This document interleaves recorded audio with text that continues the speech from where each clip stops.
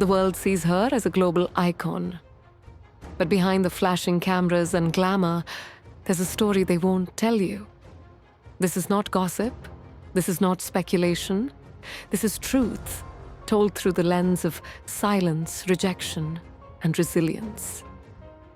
This is the story of Priyanka Chopra and why Bollywood turned its back on her. Once the reigning queen of Indian cinema, Miss World 2000, a powerhouse of talent, yet suddenly, she vanished. No announcements, no farewells, just gone. So what really happened? Why did Priyanka Chopra leave Bollywood? And why do some call it an unofficial ban? Let's rewind the reel. At her peak, Priyanka delivered hits like Fashion, Dawn, Krish, Barfi. She wasn't just a pretty face. She was bold, fierce, unapologetic. But in Bollywood, bold women pay a price. And Priyanka was no exception. Rumors began swirling, whispers of a fallout. Industry insiders started distancing themselves. Suddenly, roles stopped coming. Directors stopped calling. Was it a coincidence? Or was it calculated exile? In 2023, Priyanka spoke her truth. On the Armchair Expert podcast, she said she was pushed into a corner, that she had beef with people, that she was tired of politics. The mask had slipped. She didn't name names, but the industry knew who she meant. There were whispers of jealousy, of egos bruised, of boundaries crossed, and of her friendship with Shah Rukh Khan, a superstar with a family, a powerful man in a fragile industry. Tongues wagged, allegiances were tested. Then came the fallout. Bollywood turned cold, events stopped inviting her. Co-stars refused to work with her. Powerful producers cut ties. And suddenly, Priyanka was a ghost in her own kingdom. She wasn't fired. She wasn't banned on paper. But the message was loud and clear. Leave, disappear, know your place. But Priyanka did something no one expected. She didn't beg. She didn't fight back. She left and walked straight into Hollywood, alone, uncertain, but determined. She signed with the US talent agency, started from scratch, moved into music. Remember, in my city? Exotic. She was building, brick by brick. Then came Quantico. The world took notice. India couldn't ignore her anymore. She returned a global star, but she wasn't welcomed back. Why? Because she made it without them. Because she exposed the cracks in the system. Because she broke the unwritten rules. She married Nick Jonas, lived life on her terms, and didn't play the submissive Bollywood heroine anymore. She became a producer, an author, a UNICEF ambassador. But the industry remained silent. No film offers, no collaborations, no grand comebacks. It was as if they pretended she never existed. Why? Because Bollywood hates when you outgrow it.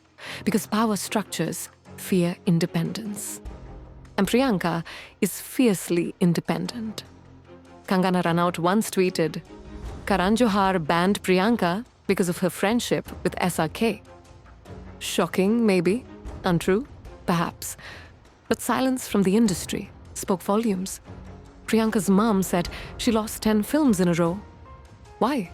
Because she refused to wear revealing clothes for a director. Because she had dignity. Because she said no. Bollywood punishes women who say no. And yet she survived. No, she thrived. In the West, they saw her worth. In Bollywood, they saw a threat. That's the truth. Not written in contracts, but etched in actions. She was unofficially banned. Not by law, but by manipulation, by silence, by exclusion. And yet she never spoke ill. She never burned bridges. She simply moved on with grace, with power, with purpose. Today, she stars in Hollywood films. She headlines global events. She's on magazine covers. She's raising a family and making her own rules. That's the irony. Bollywood shut the door. She built a palace. They thought she'd fade away. She became immortal. She showed that talent doesn't need permission. That rejection is just redirection. That silence is sometimes your loudest answer. Now they want her back. They try to soften the past. But she's beyond their reach, beyond their control. She's not the same girl who entered the industry in 2003. She's a force, a brand, a legacy. So was Priyanka Chopra, banned from Bollywood. Not officially, but unofficially, undeniably. The signs were clear, the silence was deafening, the exclusion was intentional. But in trying to erase her, they immortalized her. They made her story even more powerful. This isn't just Priyanka's story. It's every woman's story who refused to bow, who chose dignity over deals, talent over tactics, truth over tradition, and walked away, not as victims, but as victors. Priyanka Chopra didn't just survive Bollywood. She outgrew it. She rose from it. She transcended it. And she became bigger than Bollywood. That's her revenge. That's her power. That's why they call her. Fame has two sides, spotlight and shadow. Priyanka Chopra lived both. She lit up red carpets and walked alone in silence backstage. Bollywood loved her until it didn't. She was invited until she wasn't. Priyanka never needed validation, but she deserved respect. And the industry didn't give her that. She earned her stardom. No godfather, no connections, just talent, just hard work. And that threatened the gatekeepers because she played by her own rules, refused to flatter egos, refused to be controlled, refused to be managed. And Bollywood doesn't like women who don't fall in line. She didn't say yes to everything. She questioned, she resisted, she chose integrity. And for that, they tried to erase her. But legends aren't erased. They echo louder in absence. While others played safe, she took risks. She played a troubled model in fashion, a serial killer in Seven Kun Maaf, an autistic girl in Barfi. She didn't chase comfort zones. She built her range, earned the critics, owned the screen. But even that wasn't enough. Because behind the scenes, egos ruled, power cliques whispered, and suddenly, she was too controversial, too Western, too ambitious. How dare she dream bigger than Bollywood? How dare she not ask for permission? But Priyanka Chopra didn't wait for doors. She made her own. She created Purple Pebble Pictures, produced regional films, promoted unheard voices, and mentored new talent. While Bollywood ignored her, she empowered others. Hollywood welcomed her with open arms. The Quantico star became an international name, from Baywatch to The Matrix Resurrections, from being a singer on Indian stages, to presenting at the Oscars, to sitting on talk shows beside Oprah, and marrying into the Jonas family. But still, she never turned her back on India. She returned to promote Indian culture. She wore saris to Met Gala events, promoted Indian cuisine, music, stories. She didn't forget where she came from. But Bollywood forgot her, or tried to. No major director cast her since. No mainstream film celebrated her comeback. But that's okay, because she outgrew needing their approval. Priyanka redefined what it means to be an Indian actor. Not just Bollywood famous, but world famous. She proved that you don't need to beg for roles. You can create them, you can produce them, you can own them. And that scared the establishment. Because if one woman breaks free, others might follow. So they try to silence her. But silence doesn't last forever. In her memoir, Unfinished, she wrote her truth. She didn't blame. She didn't accuse. She just shared. And the world listened. Millions found their voice through hers. Aspiring actors, dreamers, fighters. Women who said no, who chose their worth, who walked away, and found success on their own terms.